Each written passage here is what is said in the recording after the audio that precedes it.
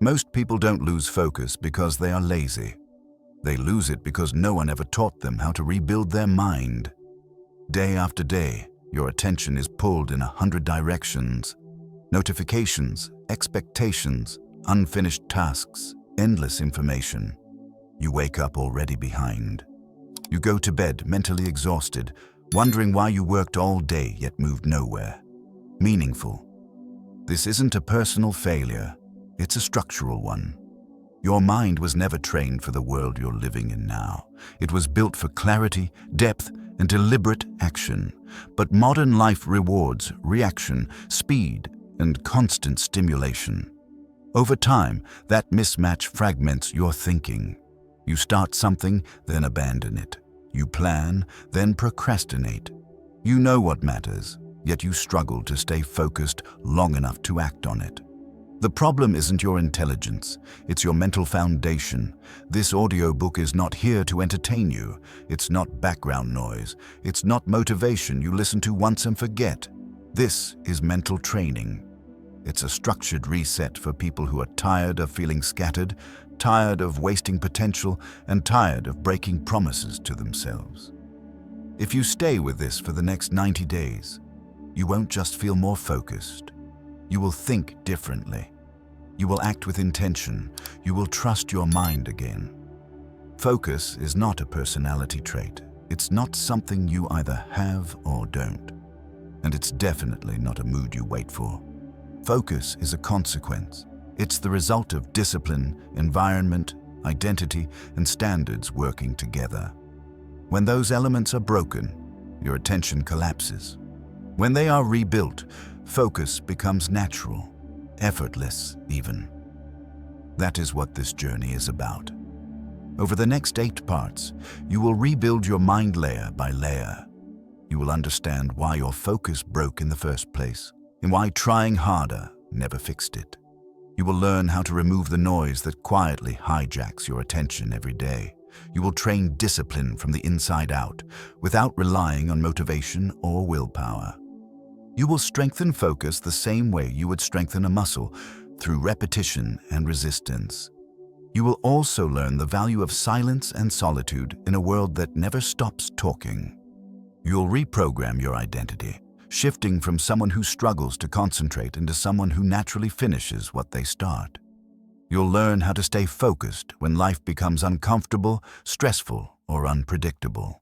And finally, you'll be given a clear 90-day mental blueprint you can live by, long after this audiobook ends. This is not about perfection. You will miss days. You will feel resistance. That's part of the process. What matters is consistency, showing up again, choosing discipline over comfort, clarity over chaos, focus over distraction. 90 days from now, you won't be a different person by chance. You'll be different by choice. This moment is the line between drifting and deciding, between reacting and leading your own mind. What you give your attention to from this point forward will shape who you become. Not tomorrow, not someday, now. Stay present, listen closely, and allow this process to reshape how you think, decide, and live. You don't need more motivation. You don't need another shortcut. You don't need to wait for the right moment. You need a stronger mind, and that rebuild starts now. Chapter 1. Why your mind is broken, and no one taught you how to fix it. Your mind did not fail by accident. It was slowly shaped into something fragile by an environment that profits from distraction. Every scroll, every alert, every demand on your attention trained you to react instead of think. Over time, this constant reaction eroded your ability to stay with one idea long enough to turn it into something real. What you experience as lack of focus is actually a mind that has never been taught how to rest, choose, and commit. From a young age, you were rewarded for speed. Quick answers, fast replies, immediate results. No one taught you how to sit with a difficult thought or remain focused when boredom appeared. Instead, boredom became something to escape. But boredom is not the enemy. It is the doorway to depth. When you constantly avoid it, your mind loses endurance. It becomes impatient, restless, and easily overwhelmed. Modern life amplifies this weakness. Information is endless, but wisdom is rare. You consume far more than you create. Your brain stays busy but unfocused, stimulated but directionless. This creates a false sense of productivity. You feel tired, yet nothing meaningful is completed. That exhaustion is not from hard work.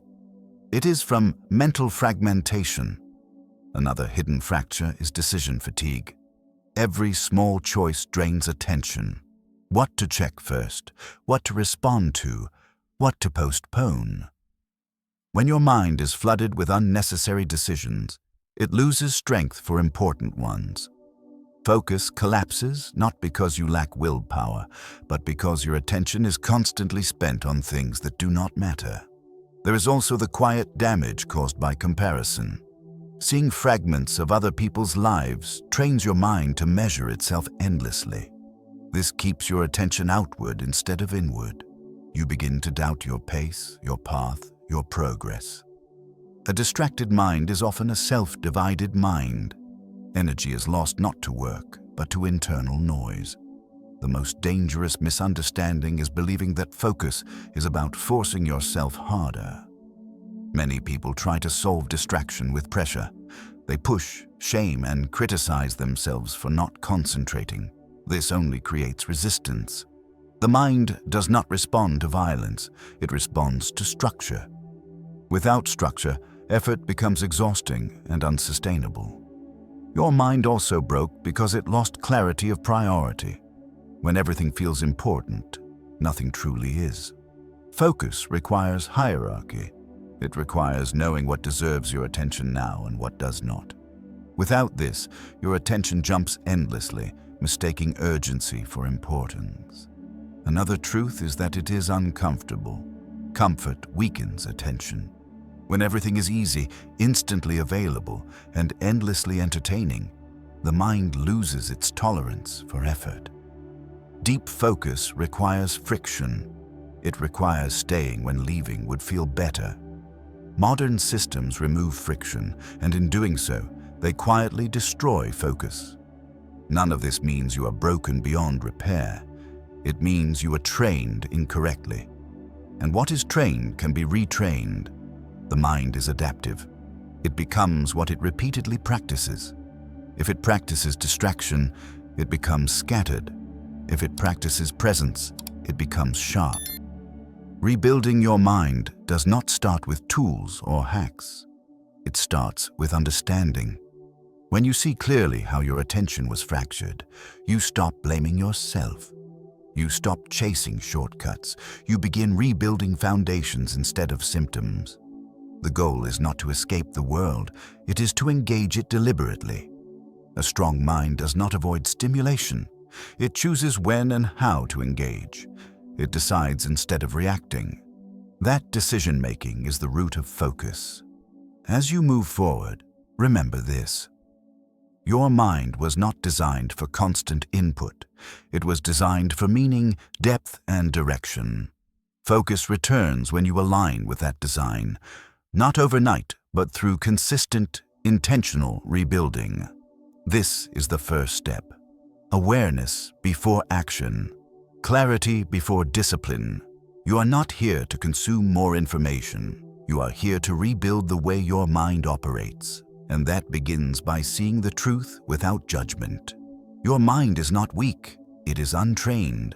And training begins now. One final fracture often goes unnoticed. You are never taught how to end things.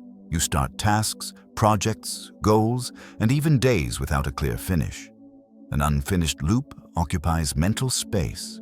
When too many loops remain open, focus collapses under invisible weight. Completion creates relief and confidence. Incompletion creates tension and avoidance. A rebuilt mind learns to close loops deliberately, even small ones, because closure restores attention. There is also the loss of trust between you and yourself. Every time you say you will focus and then don't, a small fracture forms. Over time, you stop believing your own intentions. Focus cannot survive without self-trust. Rebuilding your mind means rebuilding that trust through small, kept promises. Not dramatic transformations, but quiet consistency. As you continue, understand that this work is internal before it is visible. Others may not notice immediately, but you will. You will feel space returning, thoughts slowing down, decisions becoming cleaner. This is how a disciplined mind is rebuilt, not through force, but through understanding, structure, and respect for how attention truly works. That is why this journey begins here, with honesty. No excuses, no blame, no shortcuts. Only a clear decision to retrain your attention and reclaim authority over your own mind, one deliberate step at a time. This foundation matters because everything else you build depends on it. Going forward. Chapter 2. Detox the noise. Removing what's hijacking your attention. You cannot rebuild focus in a noisy environment. Trying to concentrate while surrounded by constant stimulation is like trying to hear your own thoughts in a crowded room. No amount of motivation will solve that. Before discipline can grow, the noise must be reduced, not managed, not negotiated with, removed. Most people believe distraction is something that happens to them. In reality, distraction is something they allow, repeatedly, until it becomes automatic. Every notification you check, every impulse you follow, every unnecessary input you consume trains your brain to expect interruption. Over time, your mind stops settling on its own. It stays alert, restless, scanning for the next signal. This is not focus fatigue. It is an attention addiction. Your brain evolved to notice novelty because novelty once meant survival. Today, novelty means endless feeds, headlines, messages, and opinions. Each one triggers a small dopamine response, individually harmless, collectively destructive. Dopamine is not the enemy. Cheap dopamine is. When your mind is constantly rewarded for shallow engagement, it loses the ability to stay with anything demanding. This is why focus feels painful at first. Silence feels uncomfortable. Stillness feels boring. That discomfort is withdrawal. Your mind is recalibrating. When stimulation is removed, you finally feel the cost of how overloaded your attention has become. Most people escape at this point. They reach for their phone, their inbox, their noise. You won't. Detoxing the noise does not mean disappearing from the world. It means becoming intentional about what enters your mind. Attention is a finite asset. Every unnecessary input taxes it.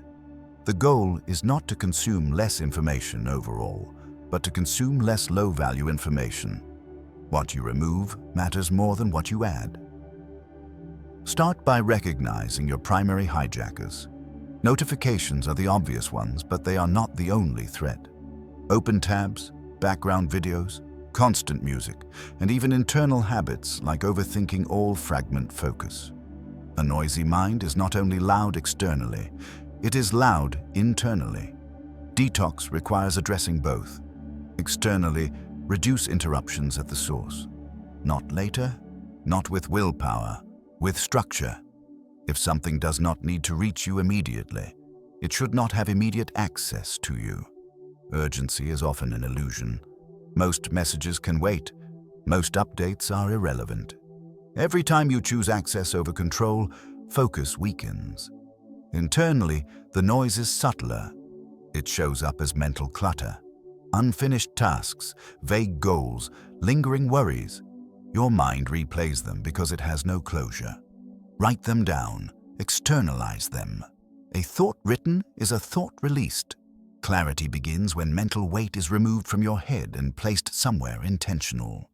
Another source of noise is constant self-commentary, judging your progress, questioning your ability, comparing your pace to others. This inner dialogue consumes enormous attention. It feels productive, but it isn't. It's static. When you notice it, don't fight it. Return to the task. Focus is strengthened not by winning every mental battle, but by disengaging from unnecessary ones. Detox also requires redefining entertainment. When every break becomes stimulation, your mind never truly rests. Rest is not scrolling. Rest is disengagement. Silence, low input, boredom even. This is where mental recovery happens. A rested mind focuses faster and longer. Without recovery, discipline collapses. Expect resistance. Your brain will look for stimulation the way a muscle looks for relief under strain. That urge does not mean you are failing. It means the detox is working. Stay present. Let the urge pass. Each time you do, you reclaim a small piece of your attention. As the noise fades, something unfamiliar will appear. Space.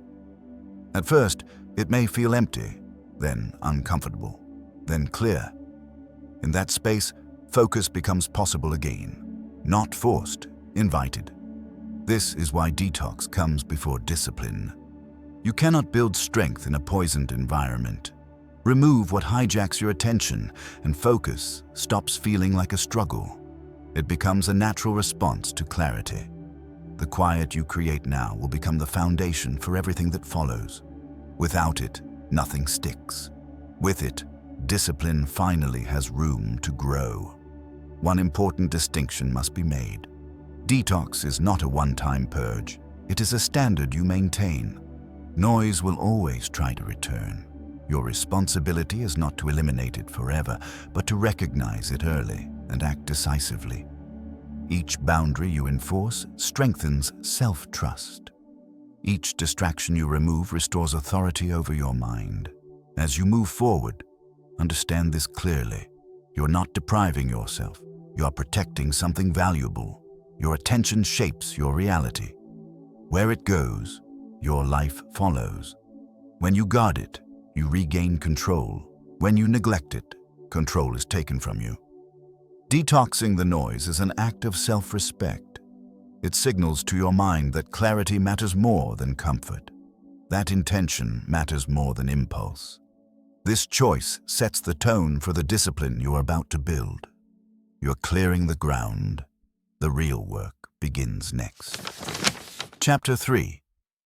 Rebuilding mental discipline from the inside out. Most people misunderstand discipline. They see it as punishment, restriction, or force. Something harsh that must be applied when motivation disappears. This misunderstanding is why discipline feels heavy and unsustainable. Real discipline is not built through pressure. It is built through structure, clarity, and self-respect. When those are missing, no amount of effort will hold. Discipline begins internally, not with schedules or rules, but with how you relate to yourself. Every time you break a promise to yourself, even a small one, something weakens. Not your ability, but your trust. Over time, this creates hesitation. You plan less boldly. You commit less deeply. Focus fades because the mind does not fully believe you anymore. Rebuilding discipline means rebuilding that trust one action at a time. The first step is lowering the friction between intention and action. Most people fail here because they aim too high, too fast. They demand intensity before consistency. The mind resists this. Discipline grows when actions feel inevitable, not heroic. Small, repeatable behaviors create momentum. When your brain sees you follow through consistently, it begins to cooperate instead of resist. Discipline is also deeply tied to identity. You do not rise to the level of your goals, you fall to the level of your standards. If you see yourself as someone who struggles with focus, your behavior will quietly reinforce that belief. Change begins when you shift from "I'm trying to be disciplined" to "I am someone who follows through." This is not affirmation. It is evidence-based identity. You become what you repeatedly do. Another internal pillar of discipline is clarity. A confused mind cannot be disciplined. When goals are vague, actions become negotiable. Discipline thrives on specificity. Knowing exactly what matters today removes internal debate. Debate drains energy. Clarity preserves it. Each clear decision reduces resistance and strengthens focus. Many people sabotage discipline by relying on emotion. They wait to feel ready, focused, or inspired. Discipline does not wait for emotion. It acts in spite of it. Emotions fluctuate. Structure remains. When your actions are tied to systems instead of feelings, discipline becomes reliable. You show up because that is who you are, not because you feel like it. Internal discipline also requires learning how to say no, especially to yourself. Every unnecessary commitment fragments attention. When you say yes to too much, you dilute your energy. Focus requires exclusion. Choosing one thing means rejecting many others. This is not a loss. It is alignment. Discipline grows stronger when priorities are protected. Another overlooked element is patience. Mental discipline develops slowly. The mind resists change at first. It looks for shortcuts, excuses, or escape. This resistance is not a sign of failure. It is a sign that old patterns are being challenged. Stay steady. Discipline compounds quietly. What feels insignificant today becomes foundational over time. You must also understand that discipline is not constant intensity. Recovery is part of structure. Rest without guilt preserves long-term focus. Discipline that ignores recovery turns into burnout. Burnout erodes trust and consistency. A disciplined mind knows when to push and when to pause. Balance is not weakness. It is a strategy. There will be days when discipline feels invisible.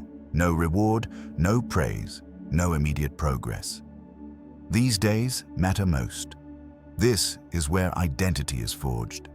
When you act without external reinforcement, you prove something to yourself. That proof strengthens self-trust. Self-trust strengthens focus. Discipline is also strengthened by closing loops. Finishing small tasks trains for completion. Completion builds confidence. Confidence fuels momentum. An unfinished life is mentally exhausting. A disciplined mind values completion over perfection. Done builds discipline. Perfect delays it. As discipline grows internally, focus becomes more stable. You stop negotiating with yourself. Decisions become cleaner. Actions become quieter. You do not need to announce discipline. You live it. This calm consistency is a sign that discipline has taken root. Rebuilding discipline from the inside out means shifting from force to alignment, from intensity to consistency, from motivation to identity. It is not about doing more. It is about doing what matters, repeatedly, even when it feels ordinary. The strongest discipline is not loud. It does not seek validation. It operates quietly, beneath the surface, shaping behavior through structure and self-respect. This is the kind of discipline that lasts. As you continue this process, remember that discipline is not something you add to your life. It is something you remove resistance from. When clarity is high, noise is low, and identity is aligned, discipline becomes natural. You are not becoming rigid, you are becoming reliable to yourself. And that reliability is the foundation of deep, unbreakable focus. This is how mental discipline is rebuilt, not through force, but through trust, not through pressure, but through consistency. And once it is rebuilt, focus no longer feels like a struggle. It feels like a standard you live by. Chapter 4. Training focus. Like a muscle, not a mood. Focus is not something you wait for. It is not a feeling that appears when conditions are perfect. Treating focus as a mood is why it feels unreliable. Some days it shows up, most days it doesn't. A muscle does not work that way. A muscle responds to training, resistance, and recovery. Focus follows the same rules. When you rely on mood, you surrender control. You wait until you feel ready, energized, or inspired. But readiness is unpredictable. Training removes that uncertainty. You show up regardless of how you feel, and over time, your capacity expands. Focus grows through repetition, not emotion. Most people try to jump straight into long periods of deep work and fail. They assume focus should be immediate and effortless. When it isn't, they conclude something is wrong with them. In reality, they're attempting to lift a weight they have never trained for. Mental endurance must be built gradually. Training focus begins with shortening the distance between starting and sustaining attention. Instead of asking how long you can focus, ask how consistently you can return your attention when it drifts. Each return is a repetition. Each repetition strengthens the muscle. Distraction during focus is not failure. It is resistance. Resistance is necessary for growth. When your mind wanders and you bring it back, you're training control. The goal is not perfect concentration. The goal is deliberate redirection. This is why starting small is powerful. A short, intentional focus window trains consistency. It builds confidence. It teaches your mind that focus is something you practice, not something you hope for. Length can increase later. Consistency must come first. Focus training also requires clear boundaries. A muscle cannot be trained while being constantly interrupted. When you commit to a focus window, protect it. Not with aggression, but with structure. Let others know. Remove obvious distractions. Create a container where focus can exist without negotiation. Equally important is recovery. A muscle grows during rest, not during strain. Mental focus is the same. Pushing endlessly without pause leads to fatigue and resentment. Planned breaks are not a weakness, they are part of training. When rest is intentional, focus returns sharper. Another mistake is multitasking. Multitasking is not training, it is fragmentation. Switching tasks repeatedly teaches your mind to avoid depth. Focus training requires single-task commitment. One thing, one direction, one point of attention. Depth builds strength. Your environment plays a critical role. Focus does not live well in chaos. A cluttered space signals unfinished business. Your mind mirrors what it sees.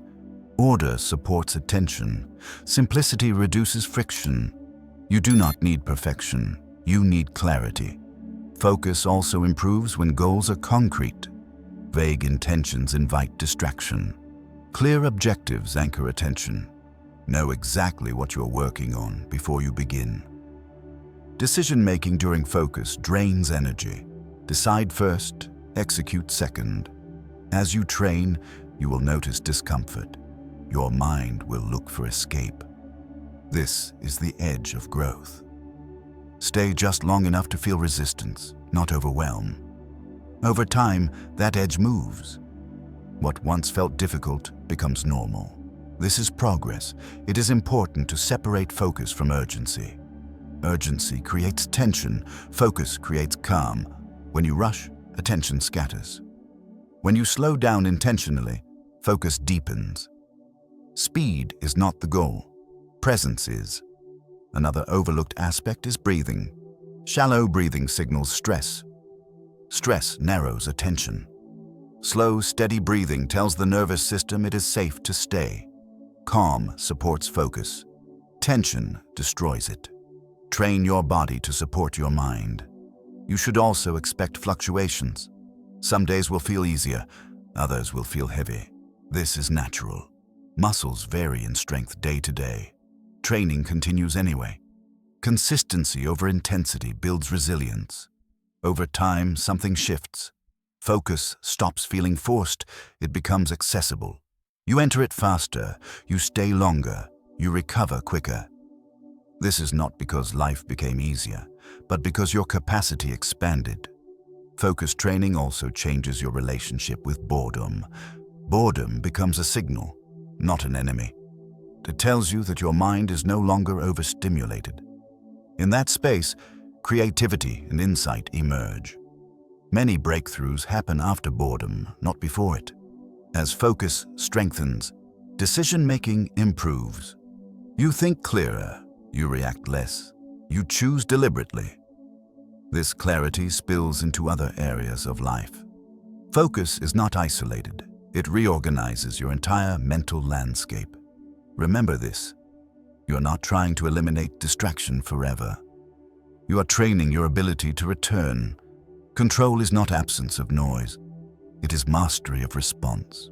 Training focus, like a muscle, requires patience, humility, and repetition. There are no shortcuts, but there is certainty. What you train consistently grows. What you neglect weakens. You are no longer waiting to feel focused. You are becoming someone who trains focus daily, quietly, deliberately, without drama. This shift is where true mental strength begins. Chapter 5. Silence, Solitude, and the Power of Thinking. Alone, silence is no longer natural. It has become unfamiliar, even threatening to a mind conditioned by constant input. Most people fill every quiet moment with sound, screens, or conversation, not because they enjoy it, but because silence forces them to face their own thoughts. Yet silence is not emptiness. It is space. And space is where focus, clarity, and self-control are rebuilt. Solitude is often misunderstood. It is confused with loneliness, withdrawal, or isolation. In reality, solitude is the ability to be alone without feeling incomplete. It is the capacity to sit with your own mind without distraction or escape. A person who cannot tolerate solitude cannot sustain focus, because focus requires staying with one thing, including yourself. Noise weakens thinking. When the mind is constantly stimulated, it reacts instead of reflects. Opinions replace understanding. Impulses replace decisions.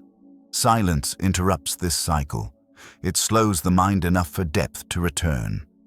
In silence, you stop reacting and start observing. Observation is the beginning of control. This is why solitude has always been a tool of disciplined thinkers.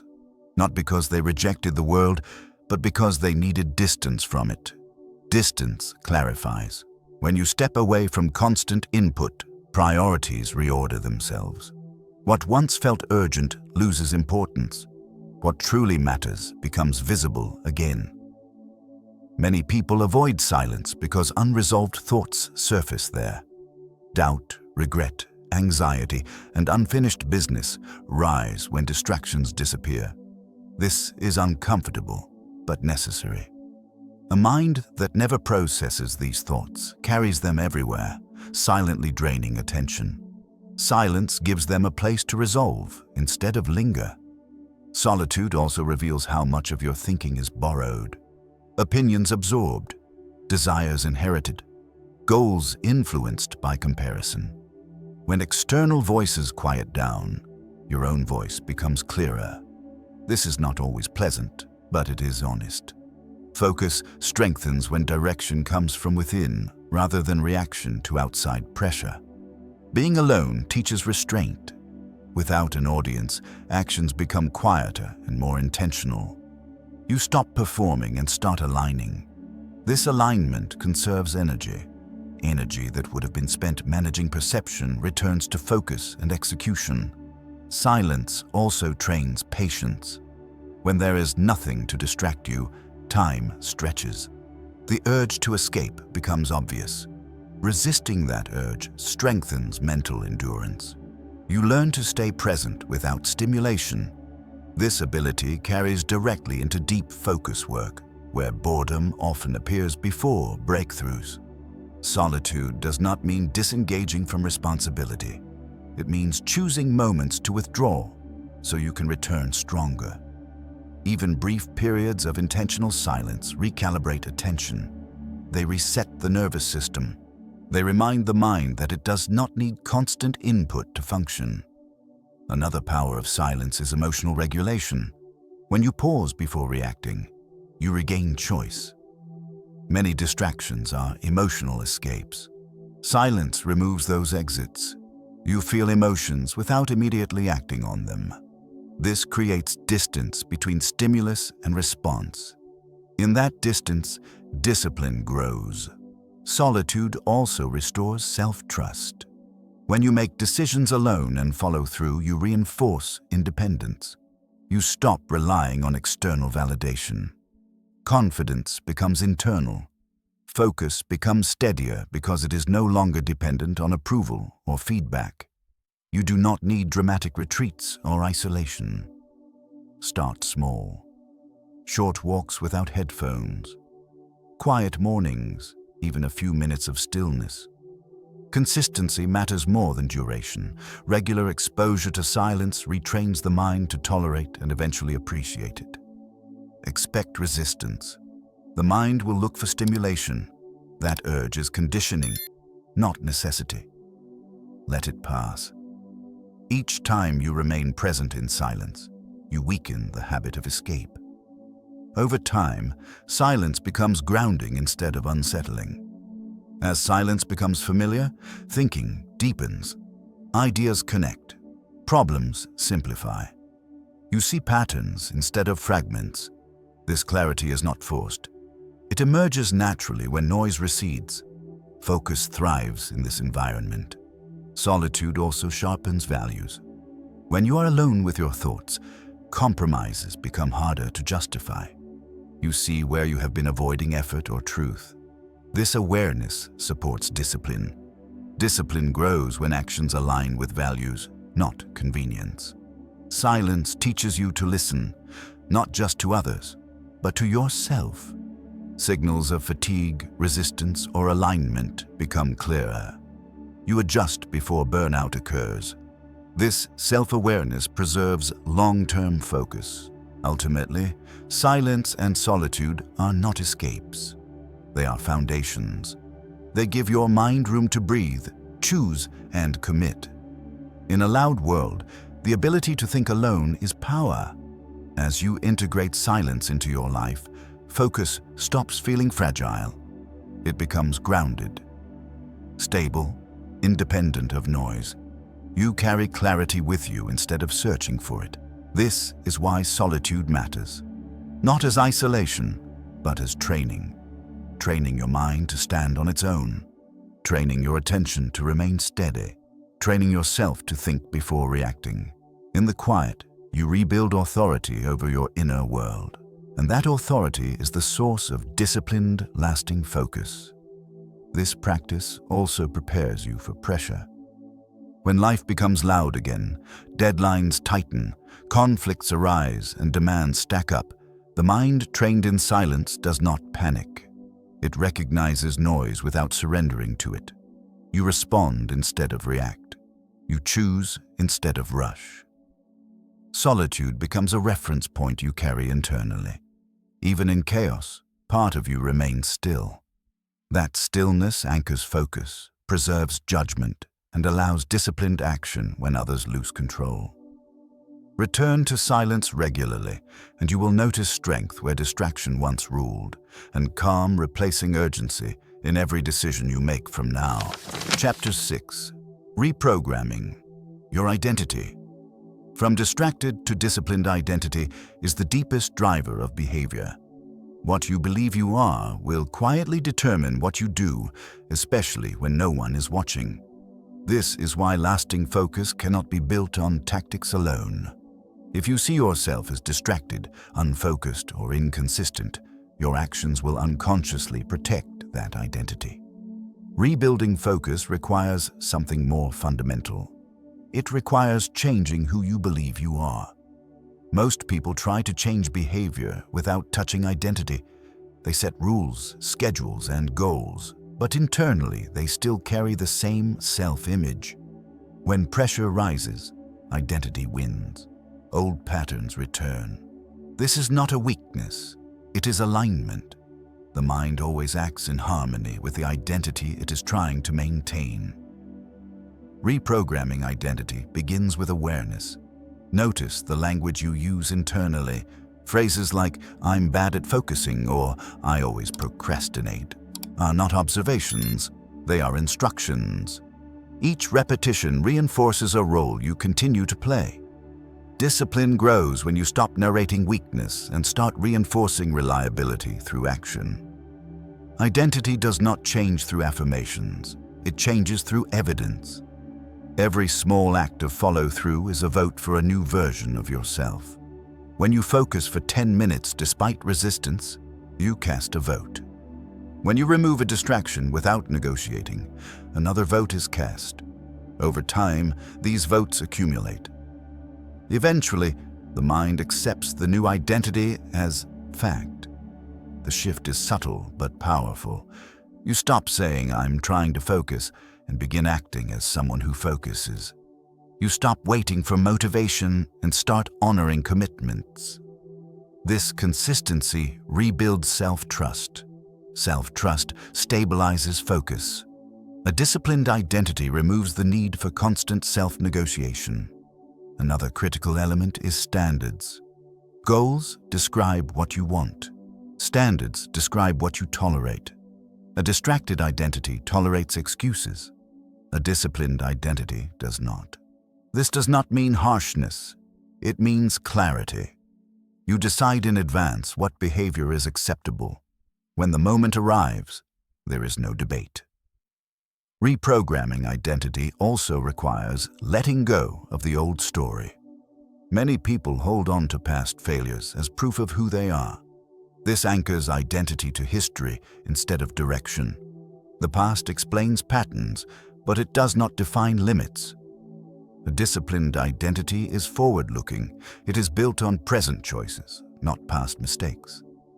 The environment reinforces identity. The spaces you occupy either support focus or undermine it. A cluttered environment tells your mind that distraction is normal. A clean, intentional space reflects order. When environment and identity align, discipline becomes easier. You're not fighting your surroundings, you are supported by them. Another overlooked factor is how you respond to failure. A distracted identity uses failure as confirmation. A disciplined identity uses failure as feedback. When focus breaks, you observe without judgment and return to structure. This response protects identity. You are no longer someone who gives up. You are someone who corrects the course. Language matters. Begin describing yourself based on behavior you are actively practicing, not perfection. Say, "I am becoming disciplined through consistency." This frames identity as process, not performance. The mind accepts growth more easily than pressure. Reprogramming identity also means changing how you measure success. Instead of measuring results alone, measure adherence to the process. Did you show up? Did you remove distractions? Did you return to focus? These metrics build identity faster than outcomes. Outcomes follow naturally. Social influence also plays a role. The people you surround yourself with reflect and reinforce identity. Constant exposure to distraction normalizes it. Exposure to discipline elevates standards. Choose inputs carefully. Identity is shaped by what you repeatedly witness. As identity shifts, resistance changes form. Focus no longer feels foreign. Distraction feels out of place. This is a sign of progress. What once required effort becomes automatic. This automation frees mental energy for deeper work. A disciplined identity is calm, not rigid. It does not rely on force. It relies on alignment. You act because it is who you are, not because you're trying to prove something. This internal stability supports long-term focus. Understand that identity reprogramming is ongoing. It is reinforced daily through choices. There is no finish line. There is maintenance. When you drift, you return. When you slip, you correct. This flexibility preserves momentum. Over time, others may notice changes. You finish what you start. You respond less impulsively. You think more clearly. These are surface effects. The real change is internal. You trust yourself again. From distracted to disciplined is not a leap. It is a sequence of aligned decisions. Each decision strengthens identity. Each reinforcement stabilizes focus. This is how focus becomes who you are, not something you chase. When identity changes, discipline stops feeling heavy. It feels natural. Focus stops feeling fragile. It feels grounded. You no longer ask how to concentrate. You ask what deserves your attention. This is the power of identity. Change it and behavior follows. Protect it and focus endures. You are no longer rebuilding focus temporarily. You are becoming someone who lives with it. That is the transformation that lasts.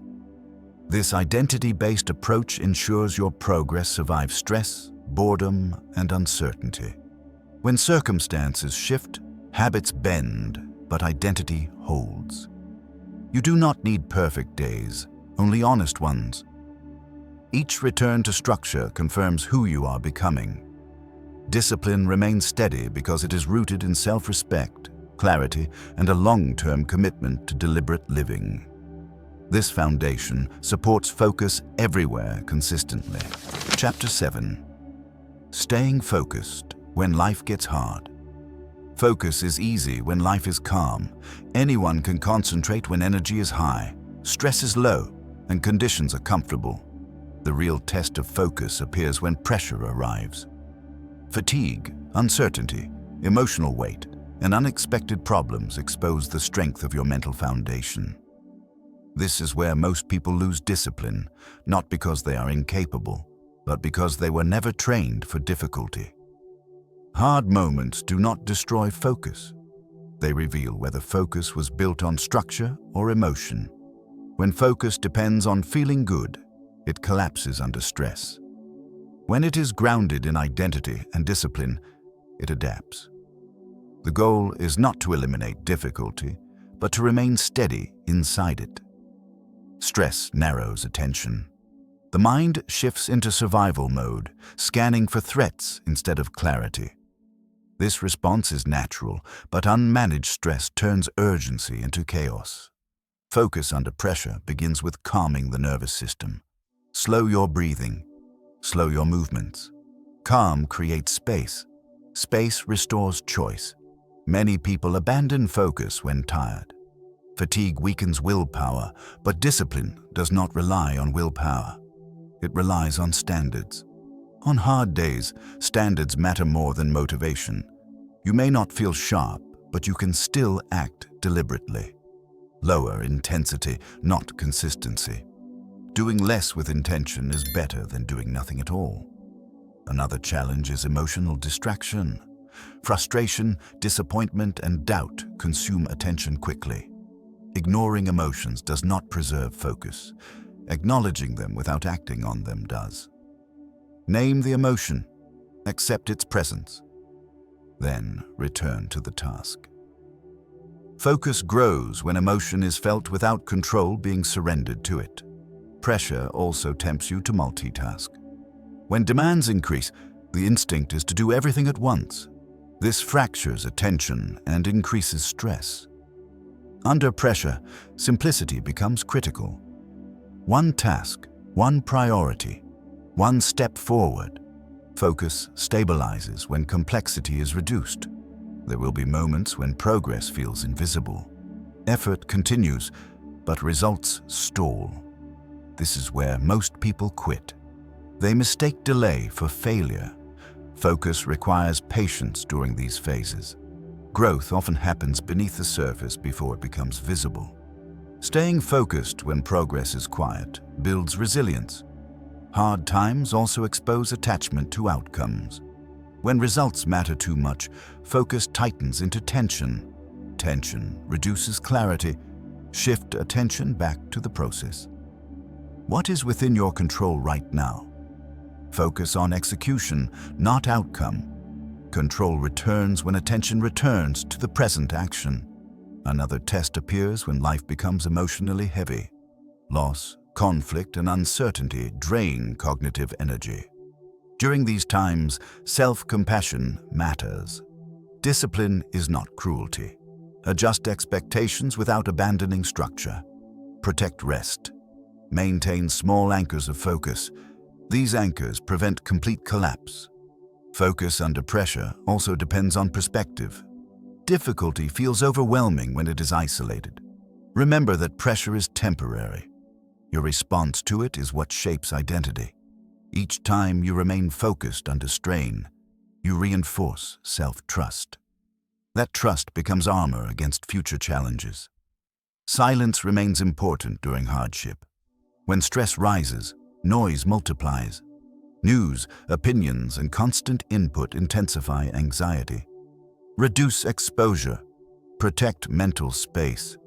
Clarity is easier to maintain when noise is minimized. There will be days when focus feels impossible. On those days, your task is simple. Do the minimum required to stay aligned with your identity. Show up briefly. Complete something small. End the day with integrity. This prevents the spiral of self-disappointment. Pressure also reveals priorities. When energy is limited, only what truly matters survives. Use this clarity. Let go of non-essential tasks. Focus sharpens when life forces simplicity. Staying focused when life gets hard is not about heroic effort. It is about controlled response. Calm instead of panic. Structure instead of chaos. Presence instead of escape. These choices compound. Over time, something shifts. Difficulty no longer destabilizes you. It activates discipline. Focus becomes your default response to stress, not avoidance. This is mental maturity. Hard moments will continue to come. They always do. But they will no longer define your direction. You remain steady, intentional, and clear. Focus becomes something you carry, not something circumstances grant you. This is how focus survives pressure. Not by resisting hardship, but by moving through it with control. When life tests you, you do not fracture, you concentrate, and that concentration becomes your strength. When you can stay focused during difficulty, you gain quiet confidence. You know that no matter what appears, you can respond deliberately. This knowledge reduces fear. Reduced fear preserves clarity. Clarity sustains focus. Pressure is not the enemy. It is the training ground. Each challenge strengthens your mental structure if you meet it with discipline. Over time, the mind becomes resilient. Focus becomes stable. And life, no matter how demanding, no longer pulls you away from what matters most. Chapter 8. The 90-Day Mental Blueprint. You'll live by the purpose of these 90 days is not transformation through intensity. It is transformation through structure. What you are building is not a temporary burst of focus, but a mental system you can rely on regardless of mood, pressure, or circumstance. This blueprint exists to remove guesswork. When life becomes noisy again, you do not improvise. You return to structure. The first principle of the 90-day blueprint is simplicity. A scattered life cannot support a focused mind. You commit to fewer priorities, not more.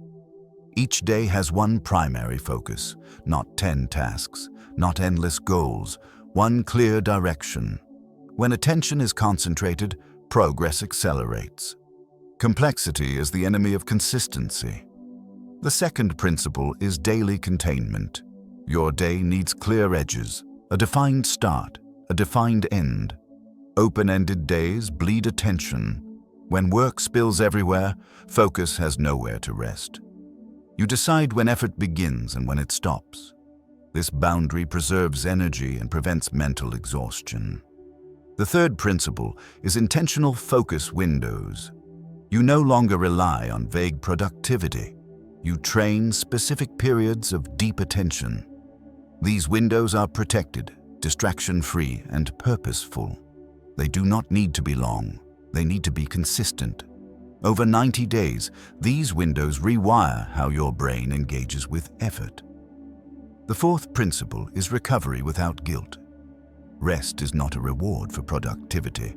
It is a requirement for focus. The blueprint includes space for stillness, silence, and mental reset. Without recovery, discipline degrades. With recovery, discipline stabilizes. You rest so you can return sharper, not weaker. The fifth principle is identity reinforcement. Every day, you act in alignment with the person you are becoming. You do not ask how to feel focused. You ask what a disciplined person would do next. Small actions matter. Each one confirms identity. Identity sustains focus when motivation fades. The sixth principle is noise control. You remain vigilant about what enters your mind. This does not mean perfection. It means awareness. When distraction increases, you respond quickly. You remove inputs that dilute attention. You protect silence. You respect your mental space as something valuable. The seventh principle is emotional regulation. You no longer let emotion dictate action. You feel emotions fully without allowing them to hijack behavior. Stress, boredom, frustration, and doubt become signals, not commands. This separation preserves clarity under pressure. The eighth principle is reflection. At regular intervals, you review, not to judge, but to adjust. What worked? What distracted you? Where did focus weaken? Reflection turns experience into refinement. Without it, patterns repeat unnoticed. The ninth principle is closure. You complete what you start, not perfectly, deliberately. Completion restores mental order. Unfinished tasks drain attention silently. The blueprint prioritizes closure over volume. Finished work builds confidence. Confidence stabilizes focus. The 10th principle is patience. 90 days is not a sprint. There will be days when focus feels strong and days when it feels distant. This fluctuation is normal. The blueprint works because it is resilient, not rigid. You return to structure after disruption. You do not quit. As the days progress, you will notice subtle changes. Your thoughts slow. Decisions require less effort. Distraction loses its grip. You enter focus faster and leave it less exhausted. These are signs that the system is working. Around the midpoint, resistance may increase. This is expected. Old habits resist replacement. This is where identity carries you forward. You're no longer experimenting. You are living a standard. The blueprint becomes familiar, reliable, grounded. By the final phase, focus feels less like effort and more like orientation. You know what matters. You know when to engage. You know when to stop. Your mind trusts your structure. This trust is the true outcome of the 90 days. This blueprint is not meant to end. It is meant to evolve. After 90 days, you refine it based on your life. You adjust intensity. You protect what works. You remove what does not. Structure remains. Focus remains. The greatest benefit is not productivity. It is self-authority. You no longer feel pulled in every direction. You choose deliberately. Your attention follows intention. This alignment creates calm strength. You are not chasing focus anymore. You are living with it. The blueprint gives you a way to return to clarity whenever life tries to fragment it. This is the real power of the system. 90 days from now, you will not look for motivation. You will rely on structure. You will not fear distraction. You will manage it. You will not feel lost in noise. You will know where to place your attention. This is what you live by now. Not intensity, not pressure, not endless effort. Structure, identity, discipline. This blueprint does not make life easier. It makes you stronger inside it, and that strength protects focus long after the 90 days are complete. You have reached the end of this audiobook, but this is not an ending. It is a transition. What you have just listened to was not designed to motivate you for a few hours or inspire a short burst of effort. It was designed to reshape how you think about focus, discipline, and control over your own mind. From the first moment to now, the goal has been clear: to give you structure where there was noise, clarity where there was confusion, and self-trust where there was doubt. You began by understanding why your mind lost focus in the first place. Not because you are weak, lazy, or incapable, but because you were trained to react instead of choose. You learned how constant stimulation fragments attention and why trying harder never solved the problem. You removed noise, not as an act of deprivation, but as an act of self-respect. You rebuilt discipline from the inside out, replacing force with structure and identity.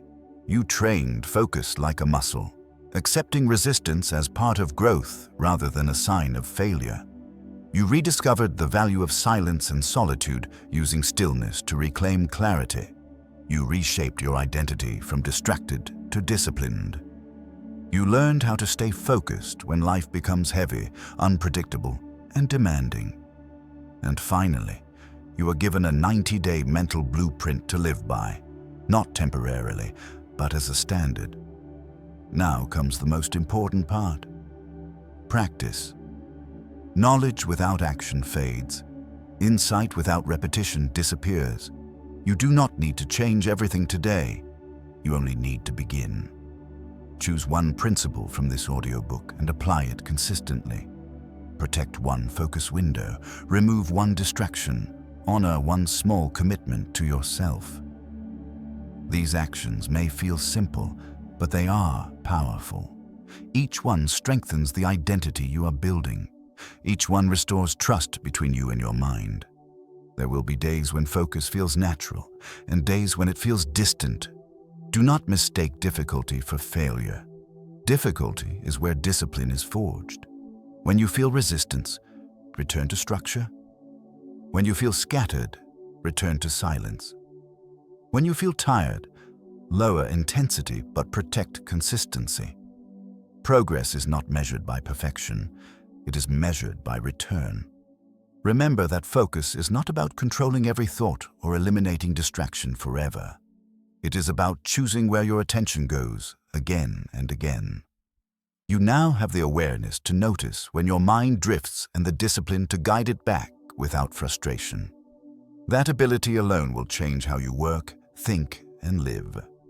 As you move through the next 90 days, observe the subtle shifts. Your thoughts will slow, decisions will feel clearer. Distraction will lose urgency.